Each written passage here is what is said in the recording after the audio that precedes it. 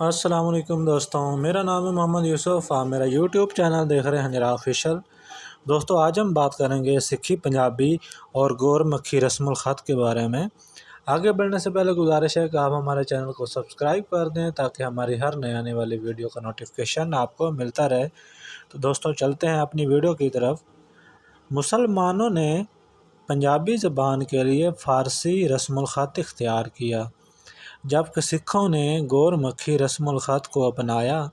یہاں یہ گور مکھی رسم الخط کے بارے میں اظہار خیال کیا جاتا ہے۔ برصغیر پاک و ہند کے مشہور بادشاہ اشوک سے پہلے یہاں برہمی لپی نامی رسم الخط رائج تھا۔ اشوک کے کتبے اسی رسم الخط میں لکھے گئے تھے۔ 500 سے لے کر 236 عیسوی تک پنجاب باقی ملک ہندوستان سے کاٹ کر رہ گیا تھا، اور یہ ایرانی، یونانی، پارتھی، شاکا اور کشان حکومتوں کے زیر نگین تھا۔ ان اقوام نے اپنے عہد حکومت میں خروشتی، یونانی وغیرہ رسم الخط رائج کیے تھے، اس لیے برہمی لپی یہاں رائج نہ ہو سکی۔ جب 320 عیسوی عرس میں گپتا خاندان حکمران بنا تو یہاں پر برہمی لپی رائج ہوئی۔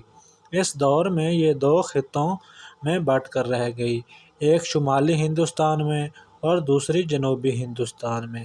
شمالی ہندوستان میں اپنائے گئے خط سے کٹل لپی وجود میں آئی، جو تقریباً 500 سے لے کر 900 سال تک مستعمل رہی۔ اس کے بعد اس نے دیوناگری، شاردا، ٹاکری، گورمکھی، لنڈے وغیرہ کی شکل اختیار کی۔ کیونکہ پنجابی کے لیے ایک سے زیادہ رسم الخط استعمال کیے گئے، اس لیے یہ واضح کرنا ضروری ہے کہ دیوناگری رسم الخط جو سنسکرت اور دیگر اس قبیل کی زبانوں کے لیے استعمال ہو رہے تھے، ان میں سے لنڈے اور شاردا کو ملا کر نانک پنتھ کے دوسرے گوروندگیوں نے ایک رسم الخط اختراع کیا جس کو گور مکھی کا نام دیا گیا، یعنی گورو کے چہرے جیسی یا گورو کے منہ سے نکلی۔ جدید دور کے سکھ محققین کا بیان ہے کہ یہ رسم الخط بہت پہلے رائج ہو چکا تھا۔ گورو صاحبان نے صرف اتنا کیا کہ اسے اپنے بانی کے لیے منتخب کیا، یعنی یہ رسم الخط گرو نانک سکھ مذہب کے بانی سے پہلے موجود تھا۔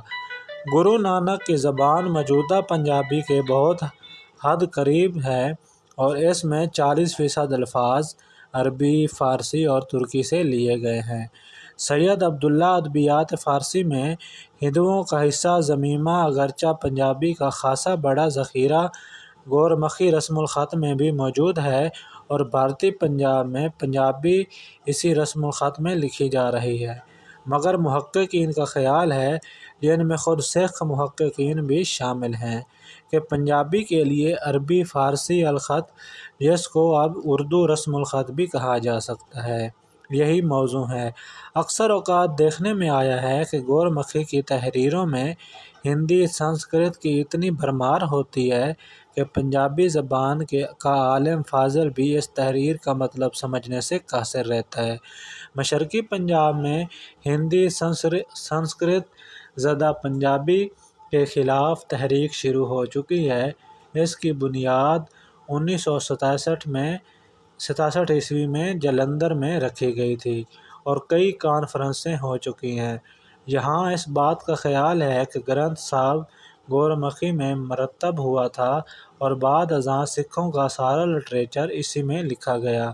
چنانچہ سکھوں کے ہاں اسی مذہبی تقدس کا درجہ حاصل ہو گیا، اور رفتہ رفتہ اس نے ان کی ایک قومی علامت کی صورت اختیار کر لی، اور یہیں سے سکھی پنجابی اور مسلمانی پنجابی میں، جس کا رسم الخط ہمیشہ فارسی رہا، امتیاز پیدا ہونے لگا۔ سکھوں کی زبان اسلامی، فارسی، ترکی، اردو اثرات سے دور ہوتی گئی، اور تقسیم بر صغیر کے بعد رسم الخط کے اختلاف کے سبب مشرقی بھارتی اور مغربی پاکستانی پنجاب کی زبانیں ایک دوسرے سے کاٹ کر رہ گئیں۔ دوستوں، یہ تھی ہماری آج کی ویڈیو۔ اگر آپ کو ویڈیو اچھی لگی ہو تو ویڈیو کو لائک کر دیں، چینل کو سبسکرائب کر دیں تاکہ ہماری ہر نئے آنے والی ویڈیو کا نوٹیفیکیشن آپ کو ملتا رہے۔ ملتے ہیں دوستوں ایک نئی ویڈیو کے ساتھ۔